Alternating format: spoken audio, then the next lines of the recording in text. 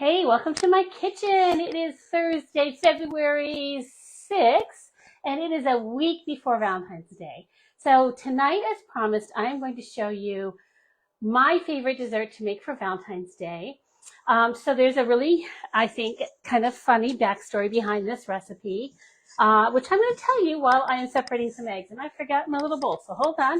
I will tell you, start the story. So growing up in Ohio, um, I know I've mentioned this before. My mom was the youngest of three girls and the youngest of seven children that my grandmother basically raised. So she raised her four younger siblings and then her three girls. And my mother was 11 years younger than her oldest sibling. So my grandmother she was tired by the time my mom came along. My grandmother was a really amazing cook, a really amazing seamstress. She taught zero of those skills to my mother. The zero. I don't think my mother knew how to boil an egg when she got married. And so she really learned how to cook, but she never really became what I would call adept at it. And it was also those years where everything came out of a can. I think I mentioned last week that I was in college before I ever ate Mexican food that didn't come out of a can, or Chinese food that didn't come out of a can. I was in college, friends. that was my growing up experience, was basically food out of a can, or TV dinners, and the few things that she would make from scratch, we ate them because we were hungry, not because of any other reason. And there's so many funny stories. So somewhere in my early teen years, my mother bought herself a new cookbook, and I opened up that cookbook, and it was like, bah!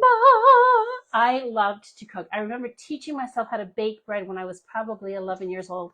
And so around a couple years later, she brings home this cookbook, the new Betty Crocker cookbook, and I open it up and I see this beautiful dessert for Valentine's Day called cherry berries on a cloud. And it is exquisite. And in fact, if you Google that phrase, you can still find the picture on the internet. And I might just post it in the comments after we're done tonight. And I fell in love with this recipe only because it was so beautiful. And I thought, I want to make this beautiful thing. So it became my tradition to make that for Valentine's Day, first for my family and then for Ken when we were dating. And I honestly have made it almost every Valentine's Day since, with just a few exceptions. So I have modified the recipe quite a bit from those early years. I no longer use Dream Whip or Cool Whip, and I also no longer use canned cherry pie filling. You can if you want, but you know me, I like whole food.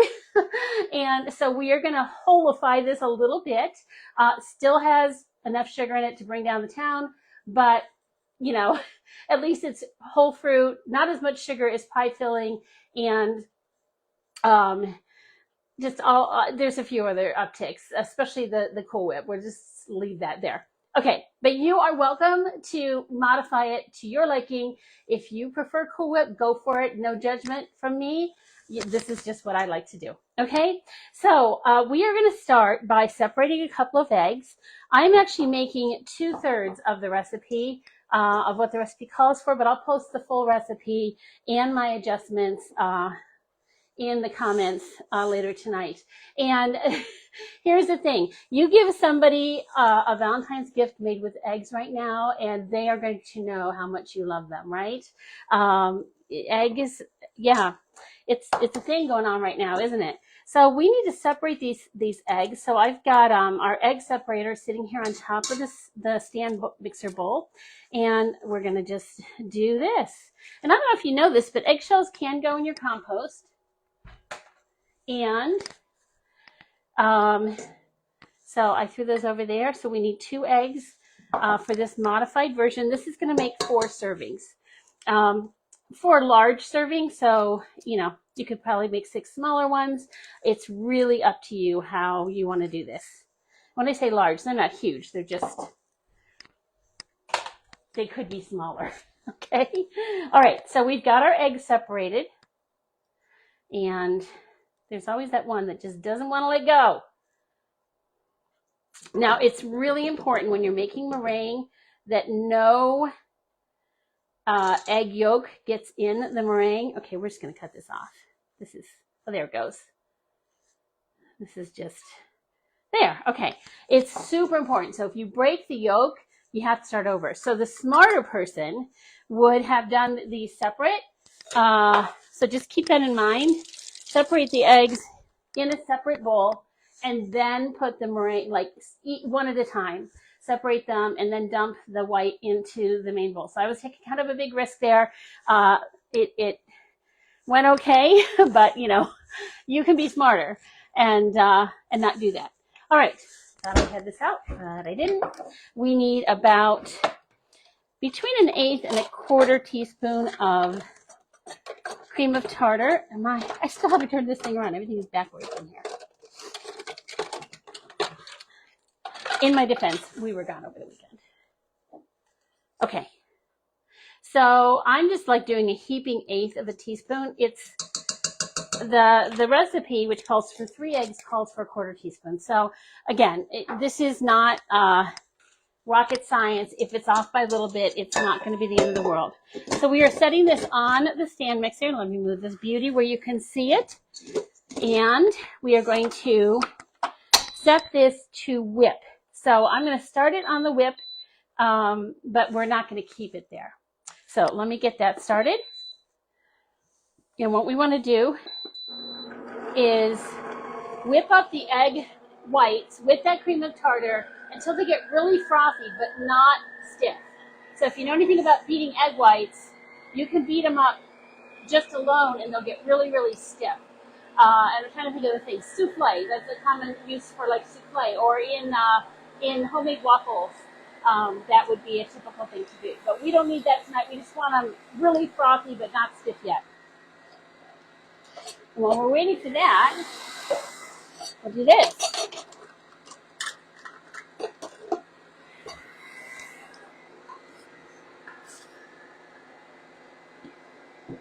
All right.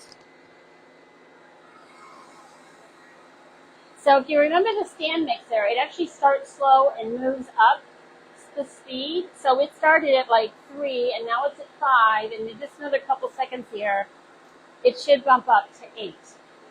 I'm actually going to cancel it and do custom and go ahead and put it on 8 because nothing's going to fly out of there at this point. Because I want to get these going.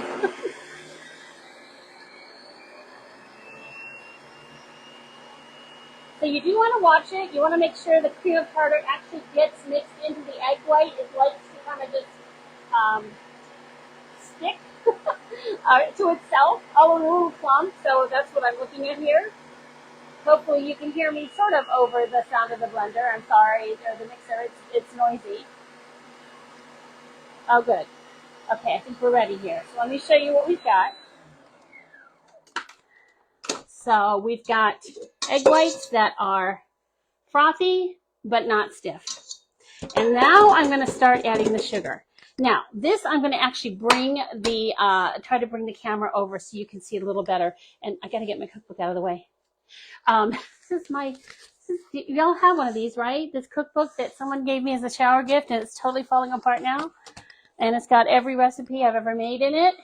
No, that's not quite true. But it's got all my homemade recipes, including the ones I would make when my kids were growing up. And it was time to make dinner, and I had, you know, a can of tuna and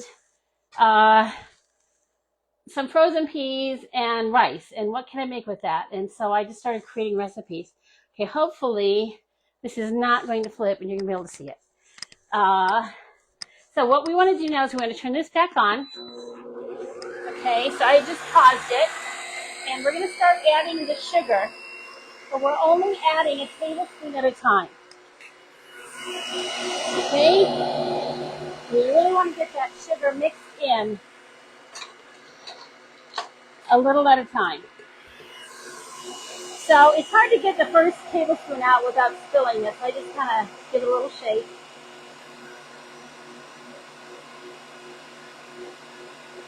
I like to let it mix for a good 15-20 seconds before adding the next tablespoon. Hey Zelda, hey Lois. And if you see the sugar crystallizing around the edge, you're going to take a scraper and scrape it back in.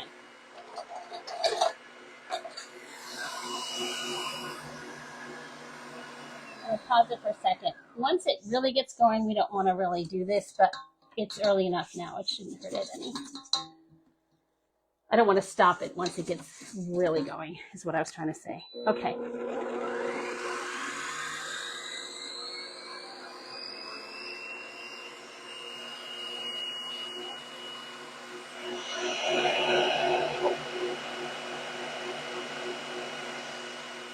All right, another tablespoon. I do try to pour it as close to the center of the bowl as possible at this stage, but it doesn't always happen. And of course, you want to be really careful that you don't get your measuring spoon close to the lip there. That would be bad.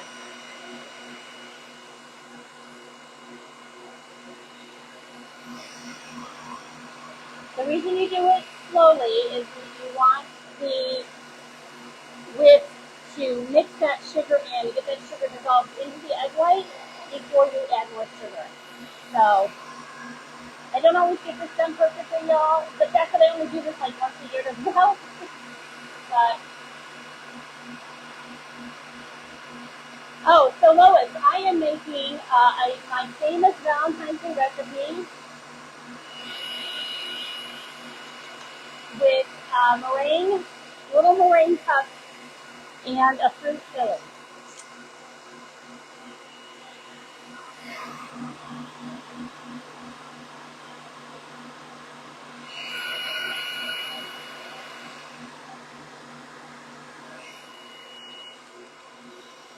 So we're just, again, continuing to add the sugar 1 tablespoon at a time. And at this stage, you can, I hope you can see, it's getting white, and I can see the little nubs of sugar, the little grains of sugar still in there. That's why I want to make sure I whip this really well before I add any more sugar. It doesn't take that long. We've been working on this for about 3.5 minutes.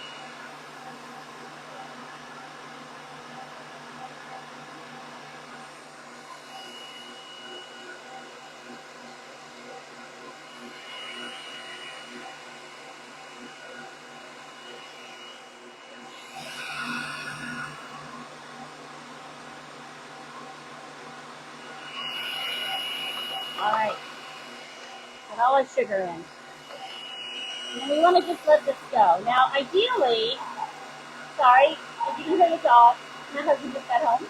Ideally, it might be stiff enough already. It needs to be so that it's very stiff piece. So I'm going to give it a check here. The trick is you don't really want to stop it until it's really ready. And look at this. It's already very stiff. So I'm just going to give the sides one more swipe, beat it for another 20 or 30 seconds here, and it's going to be good to go. So let me put this down.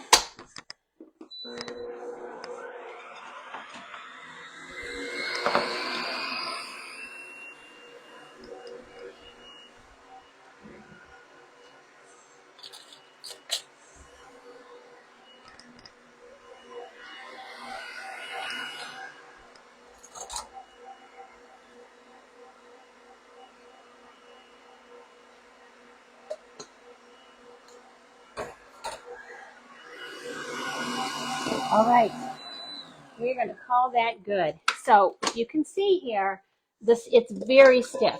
So in other words, can you see? I don't know if you can see here how there's a dollop in the bowl, and it just doesn't go anywhere. Like I can turn this upside down; it's not going anywhere. So that's how stiff you need it to be. You know, there's always the risk of overbeating it, but if you don't beat it enough, you won't get the consistency you need to make the shells. So it's kind of a tricky thing, you know. You have to be careful because you don't want to overbeat it, but underbeating it is actually worse. All right, so we're going to just set that over there for the time being. We're going to get our stand mixer out of the way for a minute. We're going to need it again. We're going to need the bowl again. In fact, this is one of those times where I'm thinking to myself, it's time to get a second bowl. for my mixer. I have a second bowl for the multi-cooker. I have a second pitcher for the cooking blender.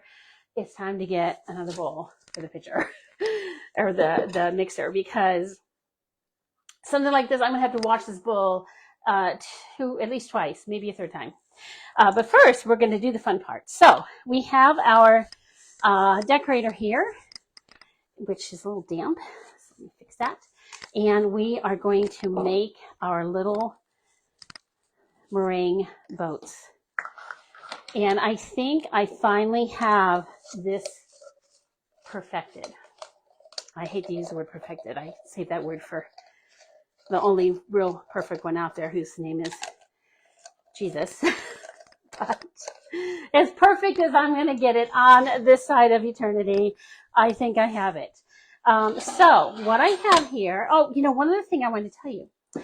Keep your eyes open tonight, because you might just see a few of the new spring products peek through. So if you see something that you've never seen me use before, you've seen me use the decorator, but if you see something else poking around that you don't recognize, I would love for you to drop in the comments what you think it is, or send me a message. Send me a text message or a direct message, a messenger, and let me know what you see and what you think it is. I mean, at least one of them should be pretty obvious. So we're going to take our decorator and we are going to fill it with the meringue. I use the medium scoop, number 2540 for this one. It is just the right size for filling this thing.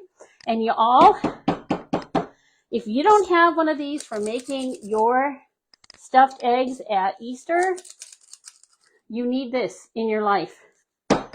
This easy accent decorator is the best. Absolutely the best. You can type your eggs. They'll look like they came from the deli. And everyone will be so impressed, especially when they find out that, no, they didn't come from the deli. You made them yourself. All right, so we're going to screw this on the top. Try not to have it come out the other end until we're really ready here. So, true confession, friends. There's only one thing I love more than baked meringue, and that's this uncooked meringue. It's terrible. I probably shouldn't say that out loud, especially, in a public place. All right, so we're going to take the rest of this, and I'm actually just going to put some dollops right in the center of these circles. Oh, I forgot to show you this. So this is a piece of parchment paper. Hopefully you can see it. And I took just a drinking glass and I drew circles, okay? And yeah, I really didn't mean to do that quite yet, because what I really want to do, put that back in there, is I want to put this upside down on this cooktop, this pan here. So I'm actually going to use it's okay if it's a little sticky, but I don't want it that sticky. All right. We might be editing that part out. So I have a piece of parchment, okay, that fits the pan, and I drew 4 circles on it. And what I want to do is I want the side that I drew the circles on, I want that side down. Now, it was just Sharpie marker, so it probably isn't going to hurt the food any, but I'd just rather not have the food on it. And I've tried this with things like a pencil, a pen. Sharpie markers seem to work the best, because you do need to be able to see it through to the other side. And now what we're going to do is we're going to put a dollop in the center of each of those circles, like so. And that's going to be the base of our little tort. I feel like I have more left than I should.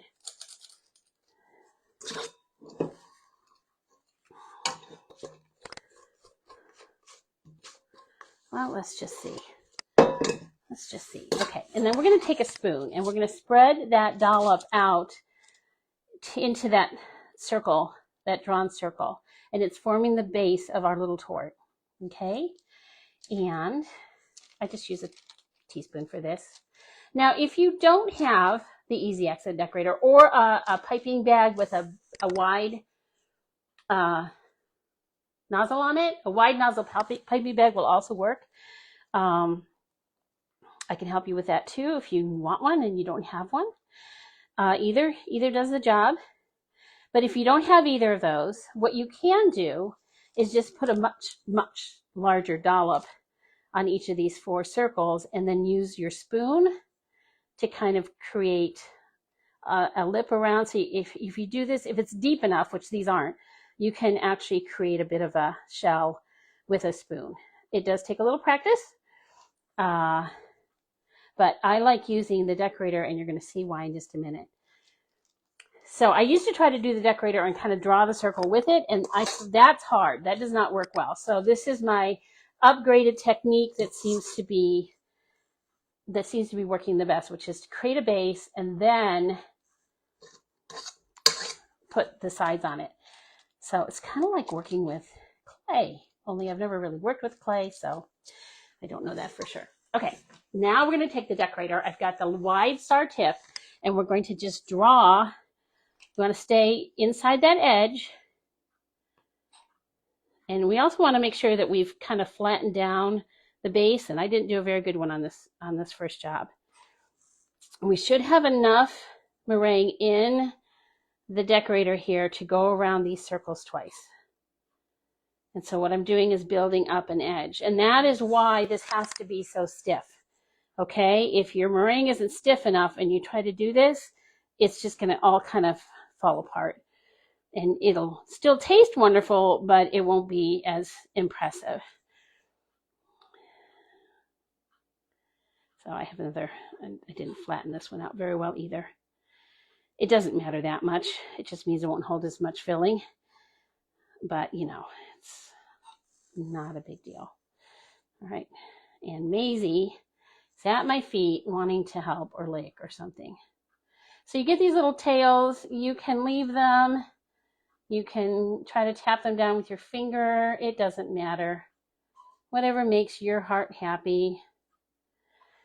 But hopefully you can see now we have these torts. Okay? These are going to go in the oven at 275 for an hour and a half. And then you're going to turn the oven off, and you're going to let them sit in the oven for another hour until the oven cools down. Because if you take them out of the oven too fast while they're still warm, they can crack. So this is what they look like going in. And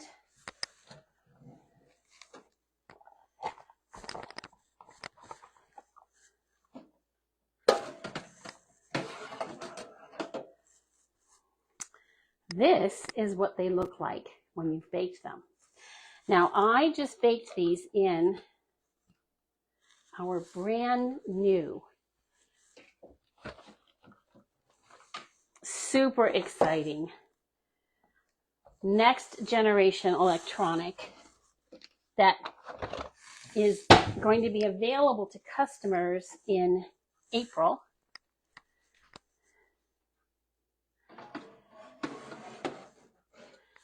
Excuse me while I reset this.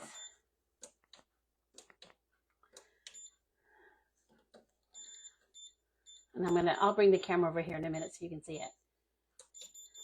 Oh, come on. Literally just took this out of the box earlier today. So I was like trying to figure out how to work it in time to show y'all. Here we go. Was very pleased to know that I can set it for an hour and a half. Okay, I'll bring you over to see that in just a minute. I'm sorry to have been off camera. But these are our baked torts from earlier. I did these earlier this afternoon. They actually haven't cooled quite long enough. And because I did them in the new electric, I think they're a little darker than I like them. But that also could be the sugar I use. I use a unbleached organic sugar I get from Costco. So it might be the sugar more than what I bake them in. I'll bet that's actually it. I'll have to run an experiment and use bleached sugar and see if that is the difference. Either that or I'll ask Ken. He would know. All right. So these are ready to fill. And so what I really want to do is put these on a platter. So hold on a minute.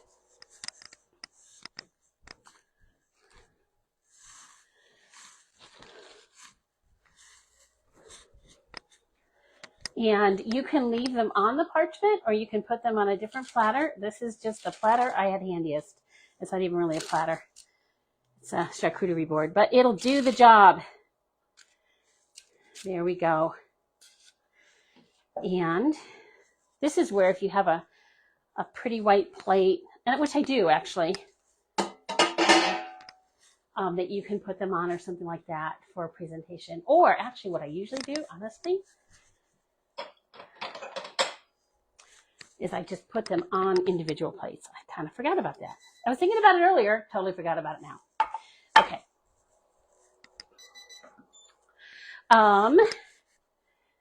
So you can do whatever you want here. The other thing, and you'll see this if you Google the name of the recipe, is that you can just create one big heart-shaped meringue and fill it and then cut it. I did that for years. It is a really beautiful dessert to present, especially if you have friends over or something. It is incredibly messy when you start cutting it up. And so that's why I started making just the individual shells. But you get to do whatever you want, okay? So if you'd rather make one big meringue, heart-shaped meringue, and I will post that picture so you can see what it looks like. Go for it. You get to do whatever brings your heart joy, okay? But I do like the individual servings. I think they're easier to serve and they stay pretty until the person actually starts eating them rather than handing them a plop of all broken up meringue and filling. So funny story, I always have funny stories, right? When we were in England, when our son had first moved over there, we went to this lovely little cottage style restaurant on our way to their house and had something called Eton Mess. And Eton Mess was basically broken up meringue with whipped cream and fruit. And it was like layered, like a parfait. Oh my word, friends. It was so delicious. So if you make these and one of them breaks, no worries. You can just make yourself Eton Mess and you can present it like, just in if you have a wine goblet or a clear glass, individual servings, and people are going to just think you're just so incredibly sophisticated because it is a very, very popular British dessert. Okay, we are ready to make some filling. So the filling for this recipe is very simple. It's cream cheese, some more sugar, woo, and some whipping cream. So I need to look up my recipe again. And yes.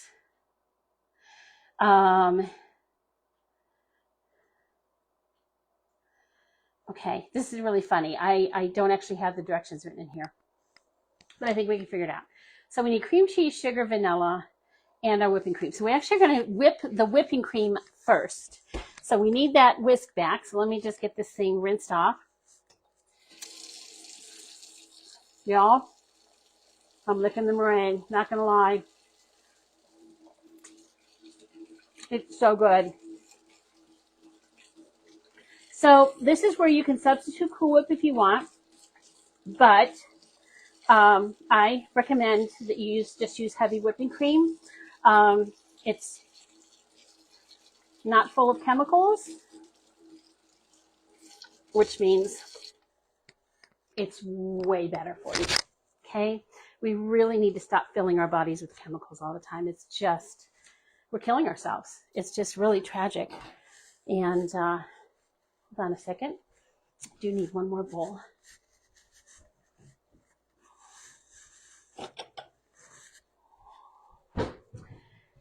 Actually, I think I need a couple more bowls. So this is going to go long, you guys. I'm sorry. It just is.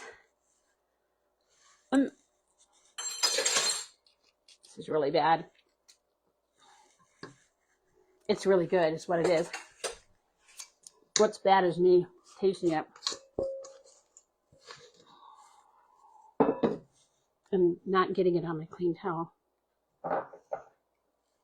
So if you come in late, we're making this meringue dessert for Valentine's Day. So another idea for filling, the original recipe was called cherry berries on a cloud. I'm using strawberries tonight. You could fill it with any fruit you like. The other thing you could do is you could fill it with chocolate pudding. That would be really good. So those are some options. But for now, I need to rinse this bowl out and make some whipped cream. So the thing to get whipped cream to whip out really well is you need a clean bowl that's cold. And since I'm washing this one, it's not going to be cold. So what we're going to do is after I've washed it, which I'm sorry, I have to be off camera for this, I'm actually going to run very cold water in it and fill it with some ice cubes while I go and get the cream out of the fridge. So you want to keep your cream in the fridge until you're ready to use it. And this is where having a second bowl would serve me very well. So one of the things Pampered Chef does for consultants is we can order things at a pretty steep discount, and we can earn credit towards products through various things. So that I'm just going to save up some credit, and next time I have enough, I'm going to get myself a second bowl because I know I'll use it.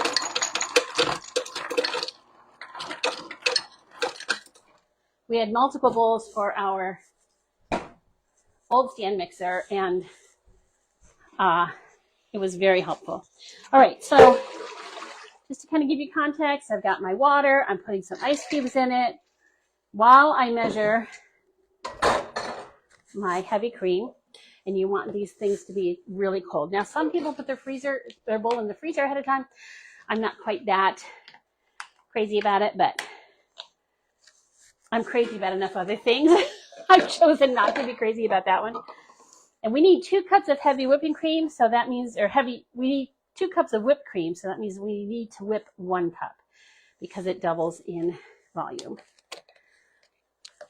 Oh, but you know what? I'm not making a full recipe, so let's rethink that. Rats. This is not as bad as trying to get toothpaste back in, but I really only need, what do I need? I need 2/3 of a cup. Okay. Heavy whipping cream is, oh, here we go. We'll just do that. I was like, I can't read it. It's all, but I can read it in the clean one. Duh. Okay. So we are going to pour that ice water out, give the bowl a good wipe, pour the heavy cream in, not adding anything to it because we're going to be adding plenty of sugar afterwards. So I'm just whipping this up as it is. Okay. The recipe does call for vanilla, so you could add that at this point if you wanted to. I'm not going to, but you could. And we're going to put this back on here. Put beater blade back on.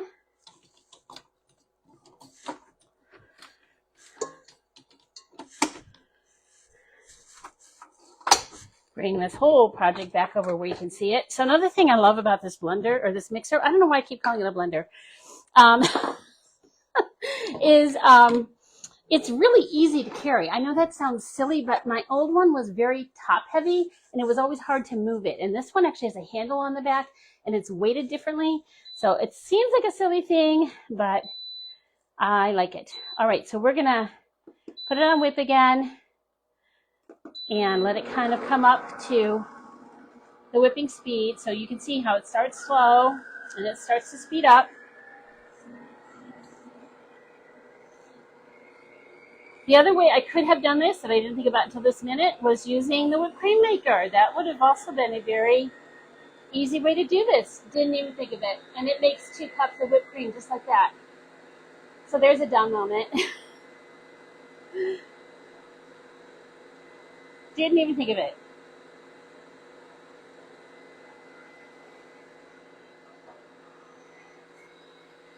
All right, put this back in the fridge. I'm going to go ahead and stop this and put it on custom and take it all the way up to 8. Here we go.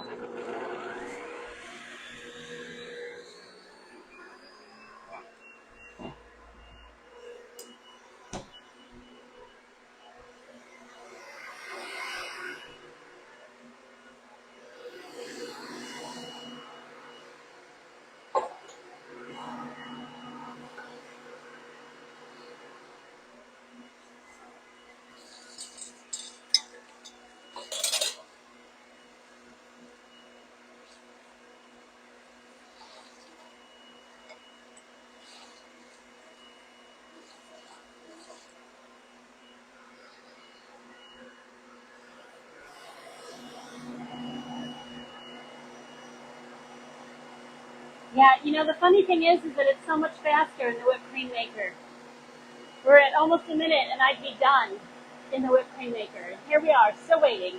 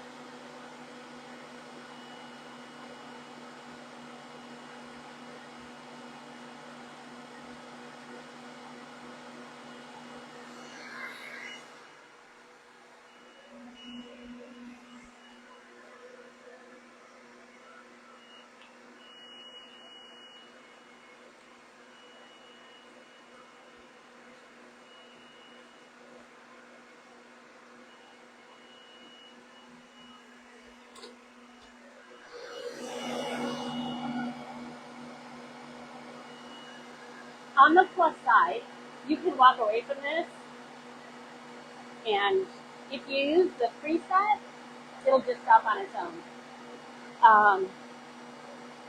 And you can even use the preset and change the time, because I do think it takes a solid 3 to 4 minutes to whip it, and I think the preset is only 2.5 minutes, maybe 3. I don't know. I know in the directions with this, it comes with how to make whipped cream, so just follow those directions, which clearly I am not following. It's almost there though. So you do want this to whip to stiff peaks, just like we did with the meringue. And the hardest part is not stopping too soon, but also you don't want to make it into butter, because if you let this go for too long, it will turn into butter. So if you like making your own butter, I would get it to this stage and then switch the whisk out to the paddle, the beater, which we're going to use here in a minute, and you can beat up some butter, and there you go, fresh butter for you. So you can kind of start to see, I don't know if you can see them on camera, but I can see it's getting pretty stiff. So we're going to go ahead and stop. Oh yeah, that's beautiful. I need to grab my beater blade. And what we're going to do, which is going to sound kind of silly, but it's going to make sense, is we're actually going to take this out. The contest tonight. Can I use every scraper in my kitchen? So we're going to take this out, because what we have to do is we have to mix cream cheese with sugar, and then we're going to fold this back in, and we don't want, we need the cream cheese and the sugar to do their thing first. So we're going to take this off. Now, I really should go back and look at very original, early versions of someone like the Pioneer Woman, because I wonder if she was as klutzy as I am. So we don't need to watch this, because we're just going to be putting the whipped cream back in a minute, and all we really need to do is we want to get the cream cheese and the sugar beat. So we're going to use the beater blade, not the whisk blade. Just put that on. Got a little bit of cream cheese here. It's just enough. We need a third cup of sugar. Thought I had those out. Apparently I didn't. So again, I do use the organic, so it's not going to be as white as it might be. And we need a dribble of vanilla. So, important thing to note, this Madagascar bourbon double strength, best vanilla I've ever had in my entire life, is only available through the end of this month, and then it'll be unavailable again until next Christmas. Usually it comes back out in October. So just know you only use about half of what the recipe calls for, or in my case, you use a dribble. So we're now going to put this on cream, and we're going to let it do its thing. And I think I can put my sugar away. If I can remember where the lid is.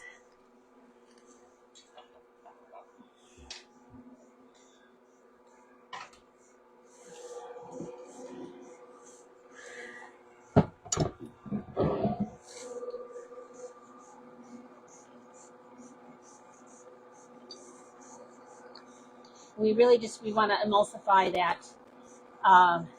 whipped cream with the sugar, which should start happening here pretty soon.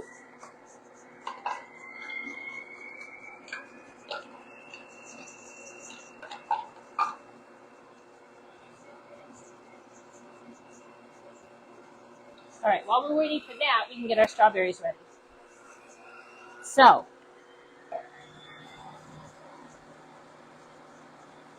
I need this bowl for my strawberries. I'm trying not to get every bowl in the house dirty. Okay, so this is what we want it to look like, where the sugar is creamed into the cream cheese, okay? It doesn't have to be incredibly smooth, but smooth enough. I'm actually going to let this go the rest of the way.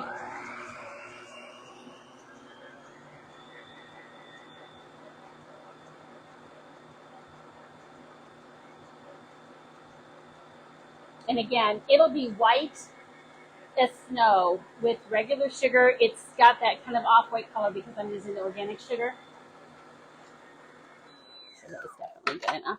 All right, so for folding in the whipped cream, this I do by hand. I don't want to overdo it, and that can easily happen with a mixer. So I'm just going to take the bowl off, get this out of the way again. Oh, didn't mean to do that. We'll turn it off, then I won't do that. There we go. Okay. And so you're going to laugh. I have a second recipe I thought for sure I'd have time to show you in a half hour. And here we are at 45 minutes. Don't think that's going to happen. So I will go ahead and record it later and post that recording. So you can see, but it's a really fun recipe for this weekend. It was all I could do not to switch this out for that one. But I said I would do this one, and I like to do what I say I'm going to do. So this other recipe is called Touchdown Taco Dip. It is so yummy. It is so easy and perfect for Super Bowl weekend. Even if you don't watch the game, just make the dip and enjoy it on Sunday, even if you're only watching the commercials. So it'll be fun to see if there's good commercials this year. I feel like some years are really good and some years are just really, I don't know what they're thinking. So here is our filling, and I'm going to rinse this out. We're going to get our strawberries done, and I wasn't done with the sugar. Silly me. So, y'all, I have to wonder, more questions for Ken, if they don't grow special strawberries just for Valentine's Day.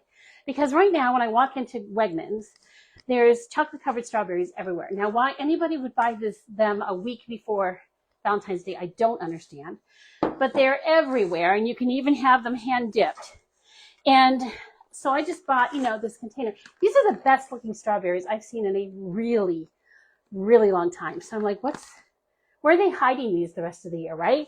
So they're beautiful, and it's a good time to grab them. The prices are not too bad. We're going to take these, and here again is where you have lots of leeway. You can do exactly what I'm going to do, or you can do your own thing. But I'm just going to hull these. And you know what? I'm not going to show you what I really wanted to show you. But you'll see it in the video. How about that? This is not what I mean to be doing. This is not the right knife. Let me go grab a better knife. So if you're so inclined to email Pampered Chef and say, hey, I really missed the whatever. In my case, would you please email them and say, hey, we need a strawberry huller again, because I hate using a knife. And we used to carry a strawberry huller, and I don't know why, you know, so often, and that was definitely one of those things we lost in the COVID years. And so often it just has to do with whether or not our manufacturers will still make it for us, or they, you know, they'll make it, but the price is tripled. We had one product, the price actually tripled. I was like, I can't sell that thing for, you know, it used to be $4 and now it's $12. I can't do that. People would still buy it, but I didn't talk about it because it just, to me, that was ridiculous for what it was. And so, you know, it may have been one of those things where they were just like, yeah, we can't justify the cost anymore. And so they've discontinued it. But we really need one, because if you're doing strawberry jam and stuff, this is just not the smartest way. Having an actual huller is the smart way. So we've got our strawberries. We are literally just going to toss them with a little more sugar.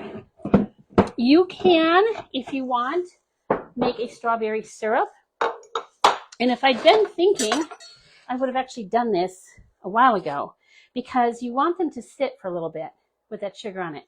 And what will happen is the sugar will start to incorporate itself with the strawberries. The strawberries will weep. That sounds so sad. The strawberries will cry. But then you get that really great strawberry syrup that you can then just put on your dessert. So that is how easy that part is. And again, I wasn't thinking, this is what happens. I need to write detailed, because I'm going to write it up for you, so I'll write it for me too. Detailed, like, don't forget, you know, toss the strawberries with the sugar early. You could even do it the night before, and then just put a lid on it and pop it in the fridge, because then they'll get all syrupy and they'll be ready to use at this stage. So here's how you finish this beautiful, beautiful dessert. You take a spoon, which I don't seem to have handy. Let me go grab one.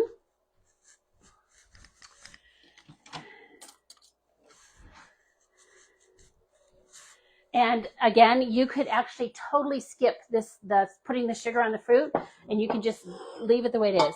You take the spoon, you're going to take some of that whipped cream and cream cheese filling and just spread it in the center of this thing, and I try to make a little bit of a well with the tip of my spoon.